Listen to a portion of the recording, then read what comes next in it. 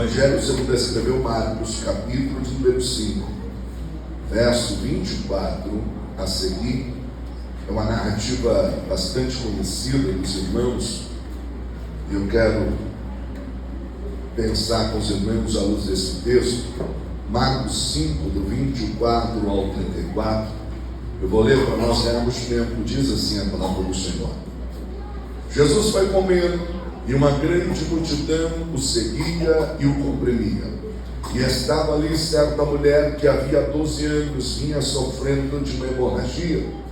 Ela padecera muito sobre o cuidado de vários médicos e gastara tudo o que tinha, mas em vez de melhorar, piorava. Quando ouviu falar de Jesus, chegou-se por trás dele, no meio da multidão, e tocou em seu manto, porque pensava: se eu tão somente tocar em seu manto, ficarei curada. Imediatamente cessou sua hemorragia, e ela sentiu em seu corpo que estava livre do seu sofrimento. No mesmo instante, Jesus percebeu que dele havia saído o poder. Virou-se para a multidão e perguntou: quem tocou em meu manto? Responderam seus discípulos: vês, a multidão aglomerada ao teu redor e ainda perguntas: quem tocou em mim? Mas Jesus continuou olhando ao seu redor para ver quem tinha lhe feito aquilo. Então a mulher, sabendo o que lhe tinha acontecido, aproximou-se e prostrou-se aos seus pés, e tremendo de medo contou-lhe toda a verdade. Então ele lhe disse: filha, a sua fé a curou. Vai em paz e fique livre do seu sofrimento. Amém, meus irmãos? Curve sua cabeça, oremos mais uma vez. Soberano Deus, eterno e poderoso, nós te louvamos, ó Deus, por esta oportunidade, por tudo aquilo que o Senhor já tem feito em nosso meio. A tua presença sobre este ambiente, ela é notória. Meu Deus, verdadeiramente, como foi cantado, Senhor, o céu desceu sobre este lugar. Meu Deus, é notório a presença do teu Espírito sobre nós, atuando sobre as nossas vidas. Mas mais uma vez eu lhe peço, meu Deus, a tua palavra será pregada, e eu de mim mesmo eu não tenho nada a oferecer a este povo. Mas o Senhor nesta noite tem uma palavra que cura, uma palavra que liberta, uma palavra que restaura. Meu Deus, se debaixo da autoridade do teu Espírito, ó Pai, eu quero paralisar toda ação contrária. Meu Deus, tudo aquilo que se levantou para impedir esta reunião caia por terra agora, e o teu nome seja glorificado para todos sempre. Amém e amém. Queridos, eu queria pensar convosco dentro do tempo que tem, regido por um tema: a notícia que me deu vida. A notícia que me deu vida. Eu vou contar até 3 e vou pedir para você repetir o tema da nossa reflexão. Pastor, é profético? Ainda não. Pastor, é invenção? Também não. O que é? Pedagógico, só isso. Tudo aquilo que a gente repete cria caminhos de memorização. Como eu não sou bobo, eu quero que você saia lembrando do que foi pregado. Não precisa lembrar do pregador. Só que você saia daqui dizendo assim: hoje eu recebi uma notícia que me deu vida. Então a nossa mensagem é a notícia que me deu vida. Vamos lá no 3. A notícia que me deu vida. 1, 2, 3. A notícia que me deu vida. Ficou bonito, mas só para ficar confirmado, vamos falar mais uma vez. 1, 2, 3. A notícia que me deu vida. Glória a Deus, guarda isso no seu coração. Queridos, a nível de introdução, uma pergunta que cabe é: o que é uma notícia? Na verdade, a notícia ela é uma informação a respeito de algo. Notícia é uma informação, é um conhecimento acerca de uma situação ou acerca de alguém. É bem verdade que nem toda notícia traz vida, não é? Infelizmente, chega ao nosso conhecimento certas informações que, ao invés de nos alegrar, nos entristece. Existem notícias que chegam ao nosso conhecimento E eu costumo dizer que é muito comum isso, quando está todo mundo em casa conversando, rindo, e de repente o telefone toca, e aí alguém vai atender e a gente para a conversa. E quem está falando no telefone está assim: meu Deus, Jesus amado. E a gente do outro lado fica assim: o que foi? O que está acontecendo? E de repente alguém para e diz assim: tá bom, nós vamos orar aqui. E quando diz nós vamos orar aqui, a gente diz: meu Deus, o que será que foi? Nem sempre a notícia que chega nos alegra. Por que não falar do Jó? Você lembra do livro do Jó? Que para trazer notícia ruim sempre ficava um com vida. Eu leio o livro e disse: Jó, morreu todo mundo, mas eu fiquei para te trazer as novas. Jó, roubaram tudo, mas eu fiquei para te trazer as novas. Irmão, para trazer notícia ruim sempre tem um, não é? Mas eu louvo a Deus, porque quem está aqui hoje não é emissário de notícia ruim, mas quem está aqui nessa noite entendeu que Deus te trouxe para levar notícia de vida, para levar notícia de esperança. E eu nesta noite não vim falar sobre a notícia que entristece, mas eu vim trazer a boa notícia, a notícia que gera vida. Queridos, até porque evangelho, a palavra evangelho do grego é boas novas, boas notícias. Notícias sobre quem? Sobre um Jesus que cura, sobre um Jesus que liberta, sobre um Jesus que restaura, sobre um Jesus que dá vida e te prepara para morar num céu de glória. O texto que nós lemos, ele está inserido dentro de um pano de fundo. E é interessante porque você já parou para pensar como a boa notícia do Evangelho, ela cruza histórias. Se nós parássemos para perguntar como cada um de nós encontrou o Evangelho, encontrou a Cristo, talvez alguém vai dizer assim: olha, eu passava por um processo e eu ouvi falar desse Jesus. O outro vai dizer: olha, um amigo meu me falou sobre a boa notícia.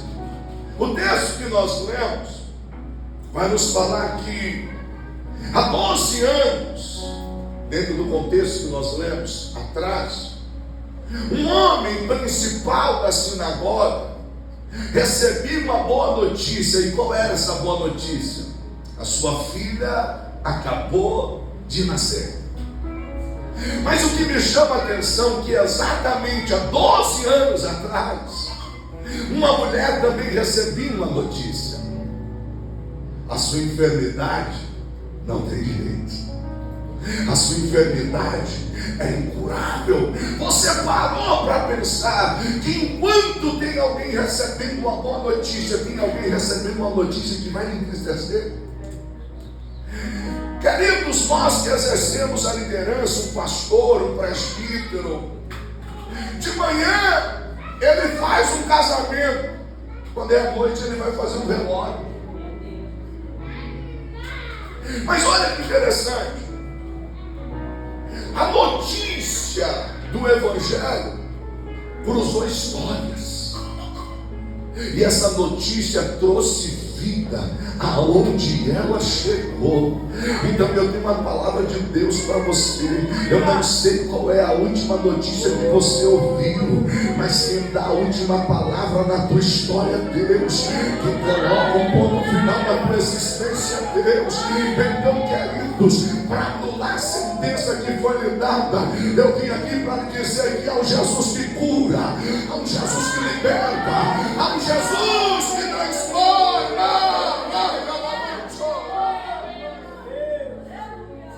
A Bíblia vai dizer que esta mulher da qual nós lemos, ela ouve falar de Jesus. Essa mulher, ela tem um fluxo de sangue, uma enfermidade que não permitia ela estar junto ao povo. Alguns estudiosos dizem que ela teria que ficar para fora dos muros da cidade, porque era impura. Mas o que nos chama a atenção é que a boa notícia sobre Jesus vai chegar até ela. Essa mesma boa notícia vai chegar até o líder da sinagoga. Jesus está voltando no barco. O líder da sinagoga vai até Jesus e implora, dizendo: venha comigo, porque a minha filha está à beira da morte. No meio do caminho, essa mulher também vai ter um encontro com Jesus. E eu fico pensando, como é que a boa notícia chegou até esses dois? Quem sabe não foi desta forma. Sabe quem acabou de chegar de barco aí e acabou de descer, diz assim: quem? Aquele lá, aquele quem? Aquele que o mudo falou para o surdo, que o cego viu, o paralítico andar. Você acabou de perder a oportunidade de dar um glória. Vou falar de novo. Sabe quem acabou de chegar aí? Disse quem? Aquele que o mudo falou para o surdo, que o cego viu, o paralítico andar. Eu sei que tem gente que ainda está com carinha de ué, diz assim: como assim? Então vou te explicar de um jeito que você entenda. Sabe quem acabou de chegar? Disse quem? Aquele que por onde ele passa, onde ele chega, o mudo fala, o surdo ouve, o cego enxerga, o paralítico fica de pé. E eu queria pensar com você sobre essa boa notícia. E eu queria pensar com você o que a boa notícia tem o poder de fazer sobre as nossas vidas. À luz do texto que nós lemos, eu queria extrair algumas verdades sobre a boa notícia. A primeira verdade que eu queria pensar com você é que a boa notícia me livra de buscas vazias. Texto que nós lemos, Marcos 5, verso 25 e 26. E certa mulher que havia 12 anos tinha um fluxo de sangue, e que havia padecido com muitos médicos e despendido tudo quanto tinha, e nada lhe aproveitando, isto indo antes a pior. Escute, por que a boa notícia me livra de buscas vazias? Escute, aquela mulher não era omissa, aquela mulher não era passiva, aquela mulher não era conformada com a circunstância. Muito pelo contrário, a narrativa bíblica diz que há 12 anos ela vinha lutando, há 12 anos ela vinha batendo em portas, há 12 anos ela vinha buscando alternativa, só que nada funcionava. Ela bateu uma porta, não melhorou, bateu na outra porta, não melhorou, gastou isso, não deu certo, fez a simpatia para aquilo, nada resolveu. Mas quando ela ouviu falar de Jesus, a busca vazia acabou. Eu vim aqui para dizer que a boa notícia te livra de busca vazia. Ei, você encontrou aquele que muda história. Jesus está passando aqui nesta noite. Isso não é invenção de pregador, não é frase de efeito para te emocionar. A presença dele é notória neste ambiente. Meu Deus, para de bater em porta que não resolve. Entra na presença dele, porque ele está aqui. Aquela mulher ouviu a notícia que a livrou de buscas vazias. E talvez você está olhando e está dizendo assim: Deus, eu preciso disso, eu preciso daquilo. E eu venho para dizer: não, você só precisa entender que é Jesus que pode mudar a tua história. Mas olhando para o texto, eu queria pensar com você numa segunda verdade sobre a boa notícia. A boa notícia restaura sonhos. Você ainda tem sonho? Pastor, como assim? Queridos, aquela mulher, ela era uma batalhadora que vivia em uma incansável busca. Mas se existe algo que é destruidor e mata sonhos, é você fazer e não dar em nada. É você correr e nada acontecer. É você bater em portas, juntar recurso, gastar recurso e não ver nada mudar. Não existe nada mais desanimador do que você fazer, em vez de ver a coisa melhorar, a narrativa bíblica diz que ela só piorou. Queridos, aquela mulher perdia sangue diariamente. É interessante porque ela sofria de uma anemia profunda. Ela vivia uma fraqueza constante. E aí nós ficamos pensando que se o sangue é símbolo da vida, a cada gota de sangue que ela perdia era um pouco da sua vida que está indo embora. E não apenas a sua vida está indo embora, mas também os seus sonhos. Se nós fôssemos pensar um pouco sobre a trajetória desta mulher, é difícil nós traçarmos uma idade. Há pessoas que escrevem dizendo que provavelmente aos 12 anos, quando ela se torna uma moça, esse fluxo nunca cessa. Outros dizem que não, ela poderia ser mais velha, mas sem especulações, mas apenas pensando sobre o texto.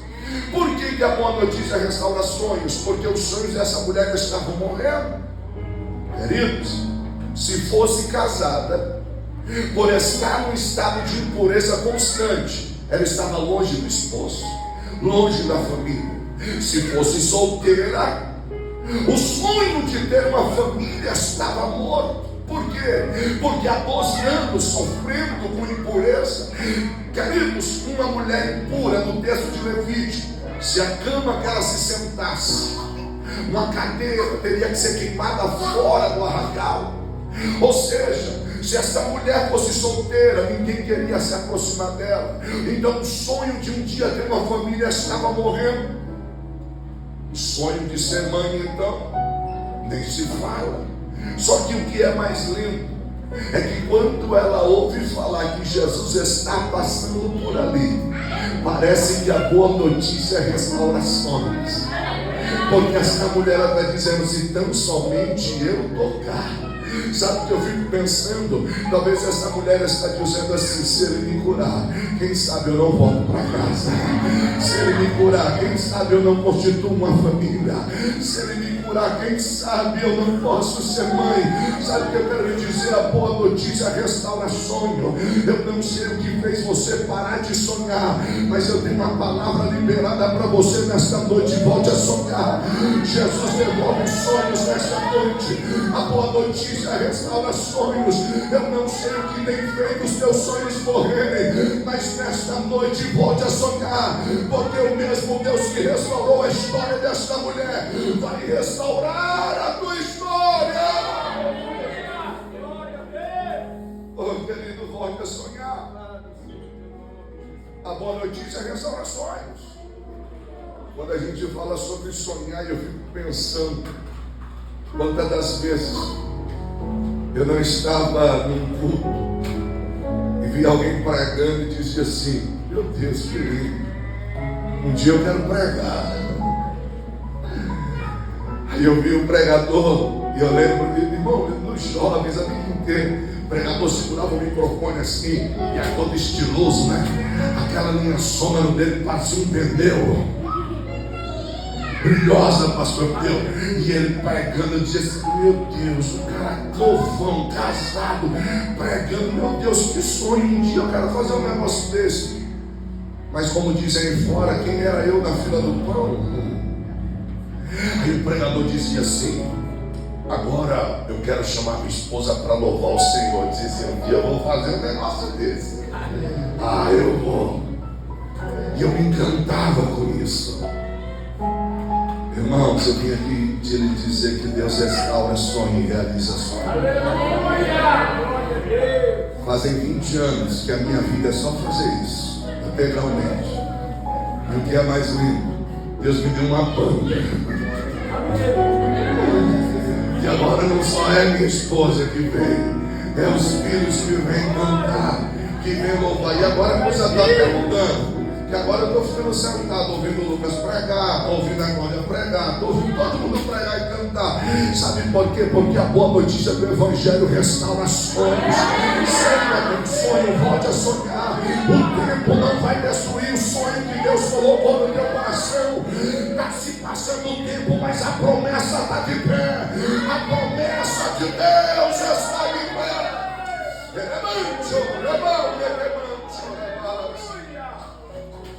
A boa notícia, ela traz esperança. Ei, a boa notícia te livra de buscas vazias, porque agora ela encontrou Jesus. A boa notícia restaura sonhos, volte a sonhar, porque essa enfermidade vai cessar e Deus vai restaurar. Mas a boa notícia também nos traz esperança. Por que esperança, pastor?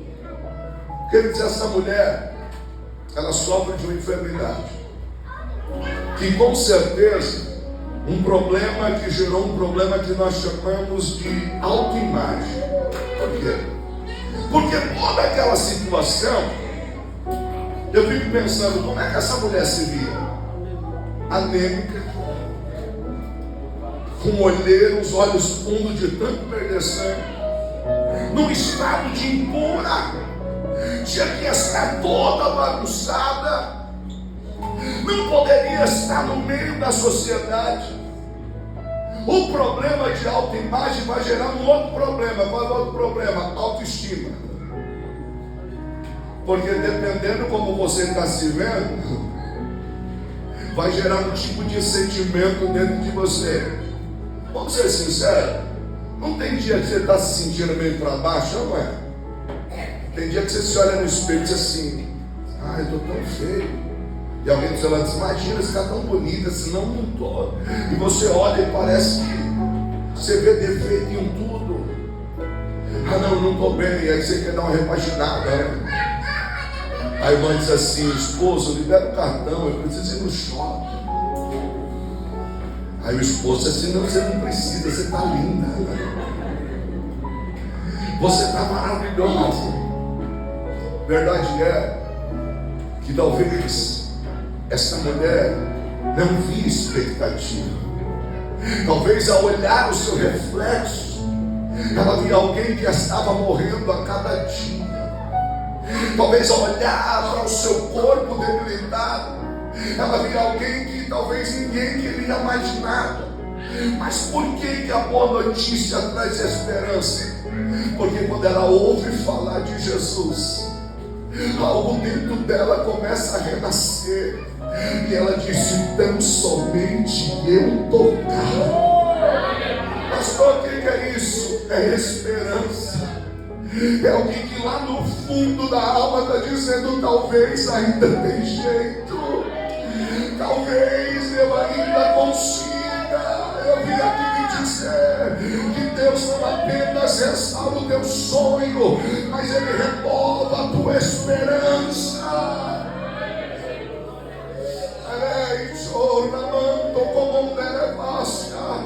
Ah, Deus restaura a esperança nesta noite.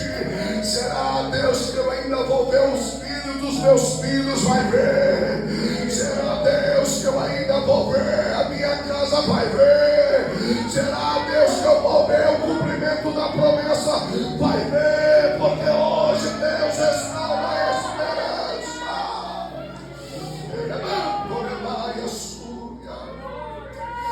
Algo te abateu no íntimo, algo mexeu com você no íntimo por esses dias e quis roubar de você a esperança, tirou de você as expectativas. Mas como aquela mulher, ela disse: tenho somente tocar, se tem somente eu tocar. Sabe o que ela está dizendo? Tem esperança, tem esperança, tem esperança. A esperança é Jesus, a esperança é Jesus, a esperança é Jesus. Ela está dizendo: eu não preciso de muito, é só na hora de tudo que eu ouvi dele. Se eu só tocar na orla das suas vestes, eu serei curado. Sabe o que é isso? É esperança. Mas olha que lindo. A boa notícia, ela não somente nos livra de buscas vazias, porque agora ela achou Jesus. Agora ela encontrou o médico dos médicos. Se ela está livre de buscas vazias, então a boa notícia diz para ela: volte a sonhar. Ela não apenas vai voltar a sonhar, ela tem esperança. Ela está dizendo: se eu só tocar. E a boa notícia não apenas te dá esperança, mas a boa notícia restaura a fé. Romanos 10:17 diz assim: que de sorte que a fé vem pelo ouvir, e o ouvir da palavra de Deus.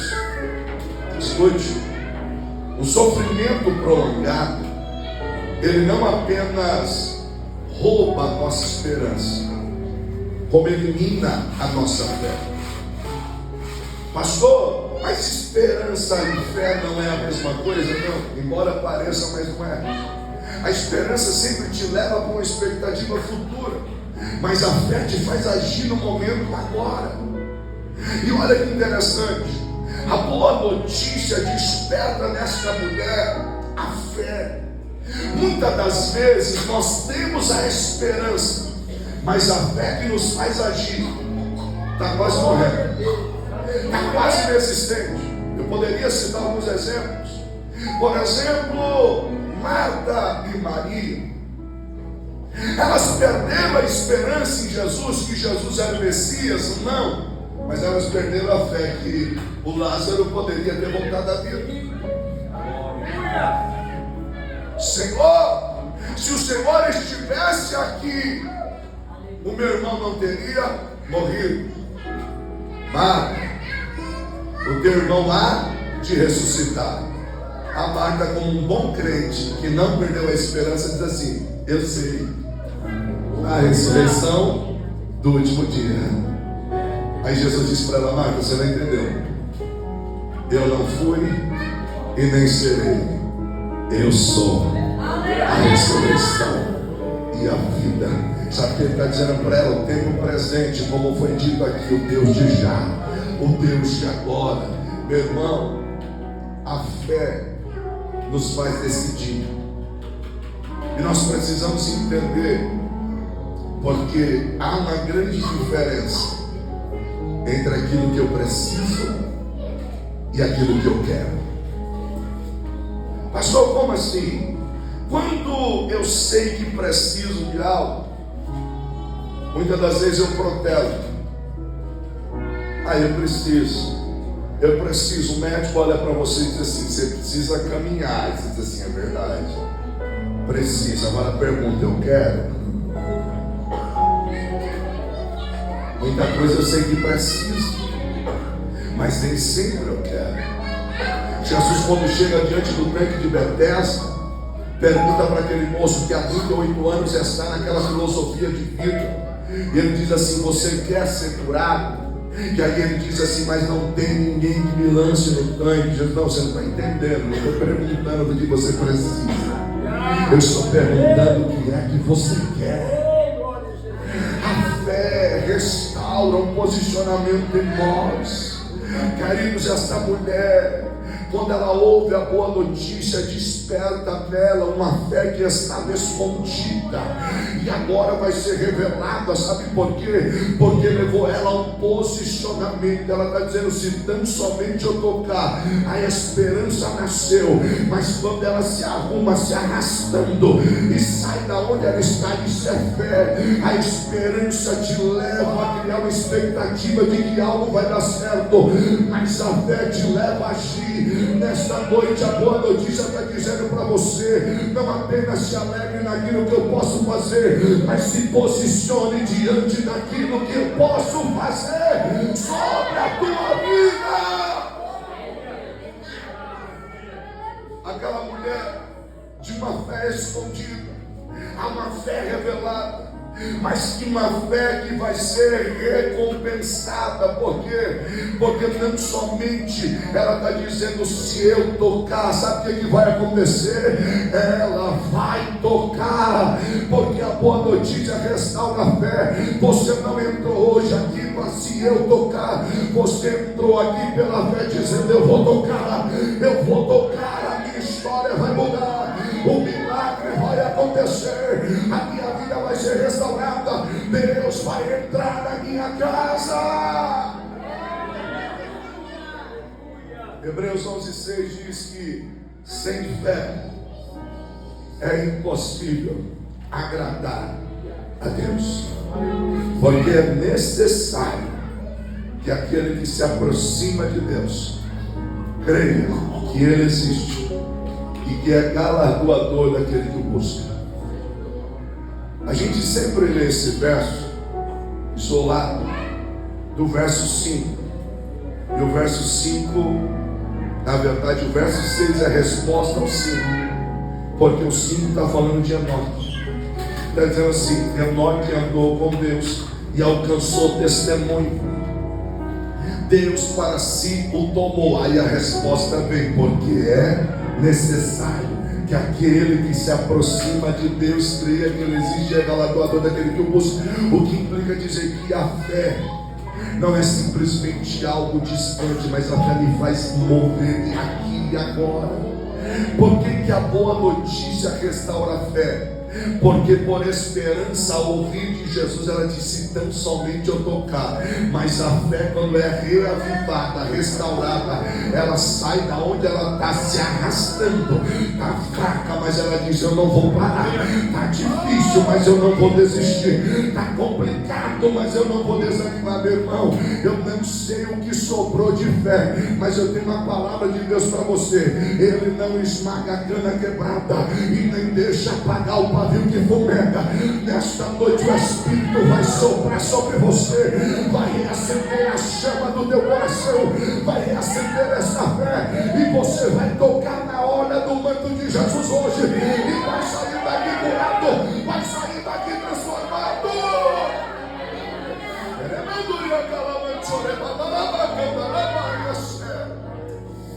Eu sinto a presença de Deus neste ambiente. E não é porque eu estou pregando, é desde o primeiro momento que eu pisei nesta casa de oração. A presença de Deus é notória. Os irmãos estavam louvando, a presença de Deus estava no ambiente. E quando os irmãos cantavam, Deus se manifestava. Então, pelo amor de Deus, se move em fé, toca nele agora, se move em fé, se move em fé, se move em fé.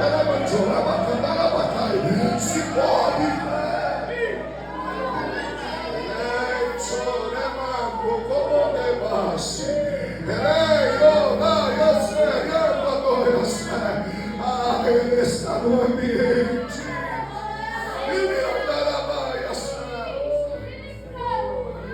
Oh, irmão, deixa eu dizer uma coisa para você: outro culto vai vir, mas esse não vai. Eu estava aqui, irmão, vibrando com Deus. Eu estava aqui no meu cantinho e eu estou me recuperando com a gripe, só Jesus na casa. Lá em casa a gripe veio pesado em todo mundo, era antibiótico em cima de todo mundo. Foi pegando em todo mundo. E se Deus quiser vai acabar, não vai pegar mais ninguém não. Mas irmão, eu estava aqui no meu cantinho com um pouco de dor de cabeça, congestionado. Mas eu estou aqui no culto, aqui, eu disse: meu Deus, parece que a gente está num congresso. Aleluia. Parece que a gente está num congresso. Sabe o que eu vi aqui? Sem hipocrisia, a gente anda bastante na minha casa. Tem gente que só entrega tudo quando é um congresso. Não é verdade? A gente anda bastante, então quando é congresso, o Senhor não quer deixar tudo. Eu estou vendo aqui, tem alguns bancos que estão vazios, mas a gente vem aqui e a gente está entregando tudo, irmão. Ah, irmão, se eu fosse você, aproveitava até o último segundo. Porque é impossível. Foi dito aqui, foi cantado: onde houver 2 ou 3 reunidos em meu nome, eu ali estou no meio deles.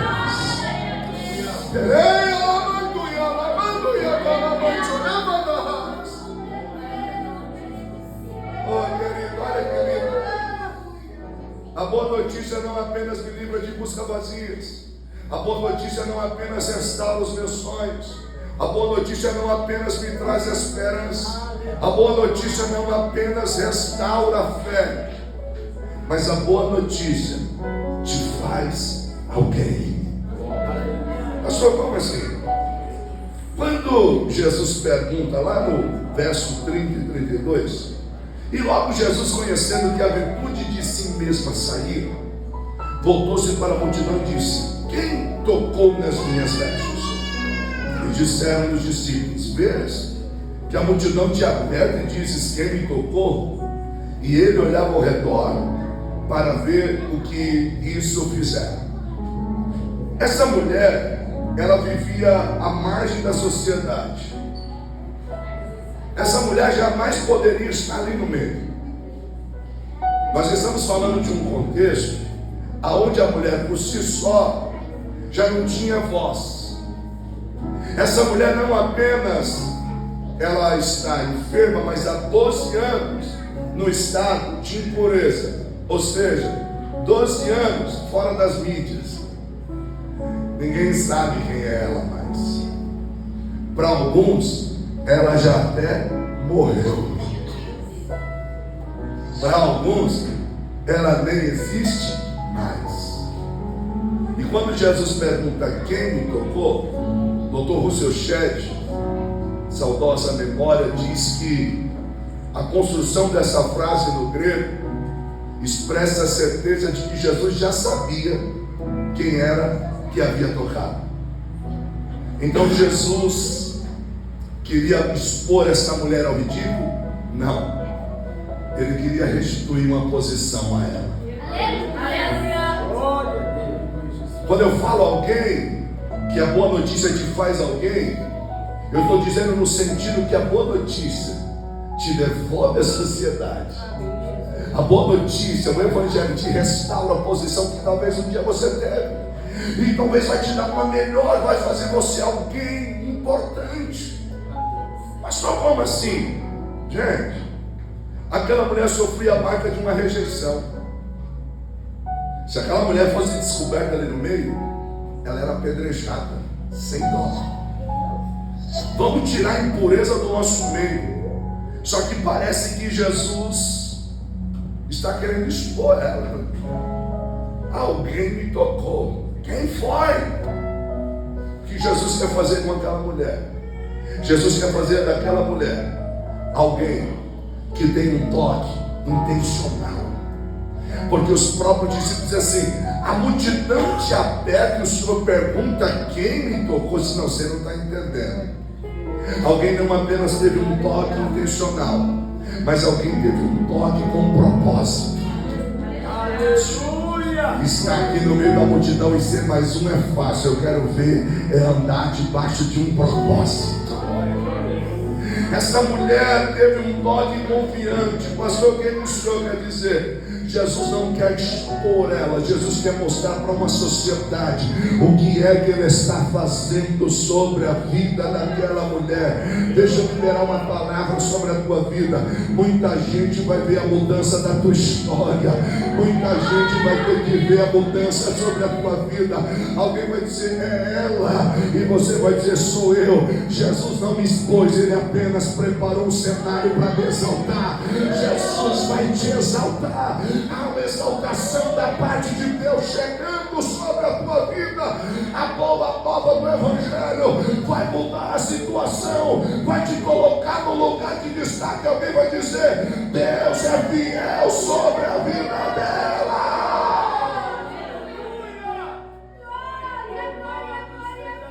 É lindo porque o texto vai dizer que a mulher, verso 33, então a mulher que sabia o que lhe tinha acontecido, ela sabia o que lhe tinha acontecido. O que tinha acontecido? A virtude de Jesus veio sobre a vida dela. O que você está sentindo aí, não tem como esconder.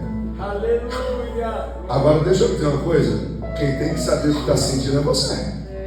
Para de viver pela necessidade de aprovação dos outros.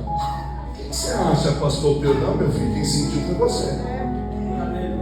O coração que está pulsando, que está batendo diferente, aí é o seu. Esse fervor que está sentindo é você. Não espere que o irmão não é você que tocou. Tinha uma multidão lá, mas o texto diz que ela sabia o que tinha acontecido. Temendo e tremendo, se aproximou diante de Jesus e disse toda a verdade. É lindo isso porque Lucas diz, Lucas no capítulo 8, verso 47 e 48, diz assim, então a mulher que não podia ocultar-se aproximou-se tremendo e postando diante dele, declarando diante de tudo o que havia tocado, e logo sararam.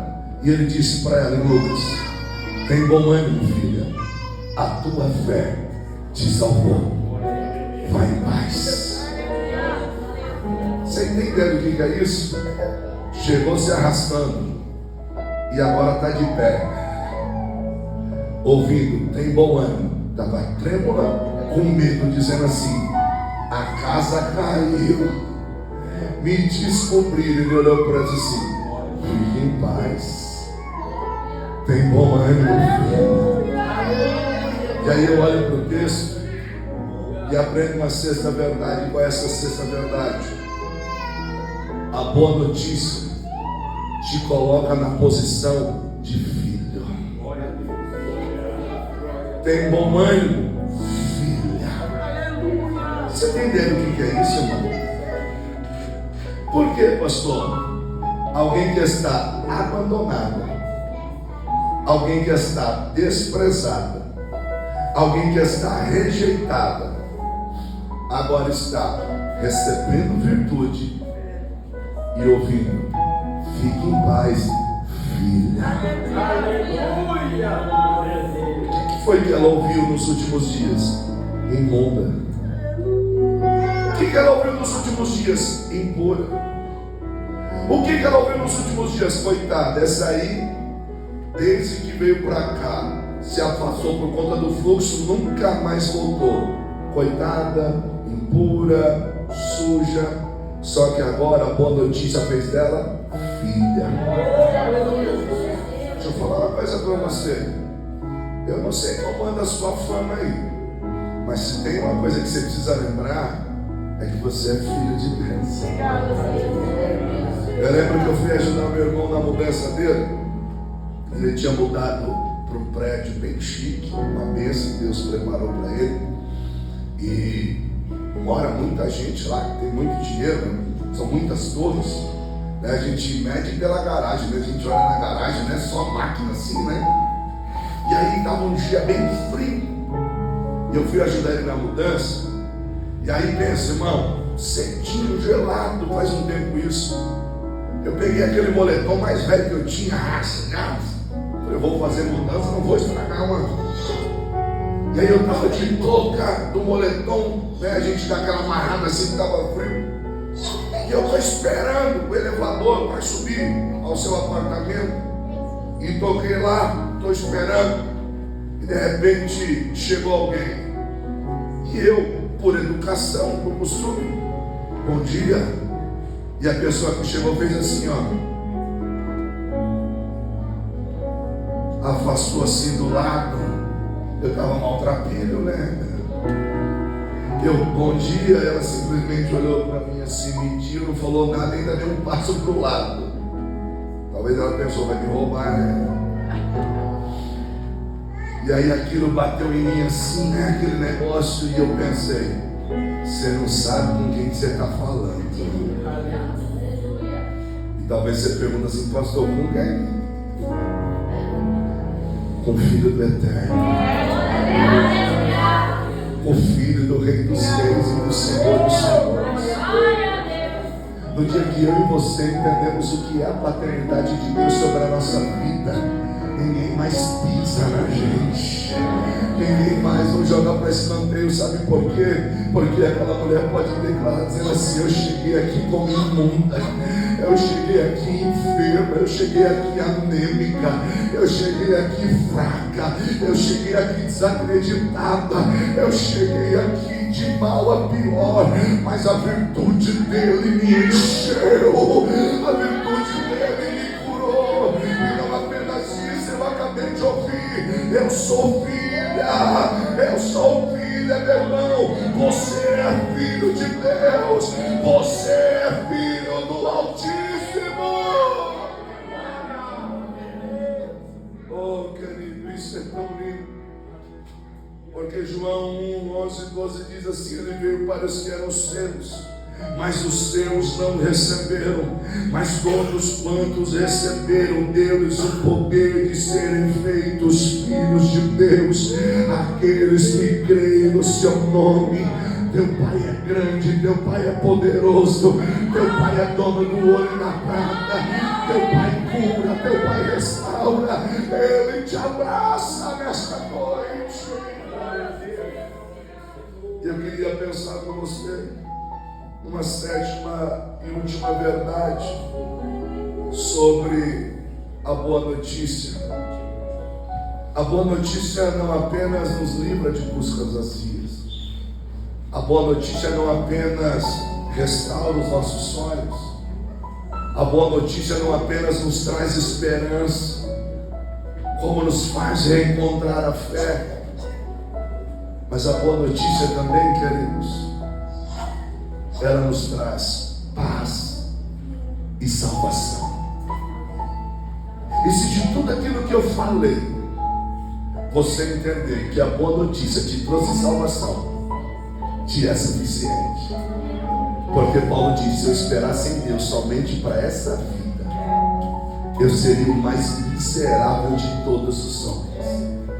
Mas ele tem ciência, por isso que ele escreve aos Coríntios: quando esse tabernáculo terreno se desfizer, temos com Deus uma morada eterna. Aleluia.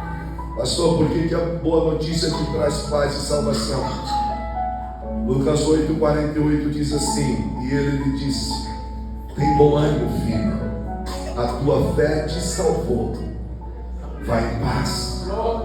Marcos 5,34 diz assim: filha, a tua fé te salvou, vai em paz e seja curada deste teu mal. Mateus 9,22 diz assim: e Jesus, voltando-se e vendo-a, disse: tem bom ânimo, filha, a tua fé te salvou. Olha que interessante. Aquela mulher não precisava apenas de cura física. Aquela mulher não precisava apenas de uma cura emocional, mas ela precisava da salvação da sua alma. E a boa notícia, ela é completa. Por que ela é completa? Porque quando o Evangelho entra na nossa vida, Deus não apenas cura o nosso físico, Ele é poderoso para fazer. E nós não podemos parar de pregar que Jesus cura. Nós não podemos parar de pregar que Jesus transforma. Nós também não podemos parar de pregar que Jesus cura a nossa alma. Porque talvez por fora está tudo bem, mas emocionalmente falando você está numa ferida aberta que está sangrando. Talvez a notícia que você ouviu te magoou, te chateou, e você disse: Deus, eu não quero guardar mágoa, mas eu não aguento, toda hora que eu lembro eu sangro por dentro. E Jesus tem cura para a tua alma. Mas Ele disse para você: acima do teu físico e acima do teu emocional, eu tenho um destino para você. Salvação. Sabe o que é lindo? É que essa salvação veio acompanhada da paz. E Jesus está dizendo para ela assim: vá em paz. Eu não sei como você chegou hoje aqui, mas eu quero dizer: tem paz. Leva a paz para casa hoje.